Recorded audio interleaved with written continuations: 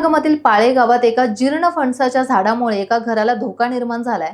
हे झाड केव्हाही घरावर कोसळून मोठा अनर्थ घडण्याची शक्यता व्यक्त केली जाते।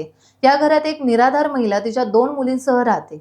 आपल्या घरावर केव्हाही कोसळण्याच्या अवस्थेत असलेले झाड तोडून टाकावे अशी मागणी तिने वन विभागाकडे केली असून तहसीलदार आणि पोलीस ठाण्यालाही अर्ज केलाय। मात्र दुर्घटना घडल्यानंतर मला न्याय मिळणार का असा हताश सवाल तिने आता उपस्थित केलाय। दोडामार्गमधील पाळे पुलाचे काम ठेकेदाराने अपूर्ण ठेवून गाशा गुंडाळल्याने ग्रामस्थांनी तीव्र संताप व्यक्त केलाय।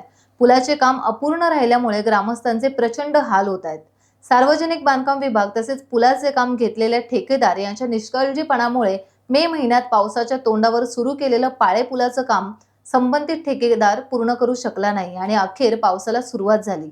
पुलाचे काम अपूर्ण राहिल्यामुळे संबंधित पाळे गावात नेहमी ये-जा करणारी तसेच सावंतवाडी पाळे मुक्कामी असणारी एसटी बस आता बंद झाली आहे। यामुळे गावातील ग्रामस्थांचे प्रचंड हाल होत आहेत।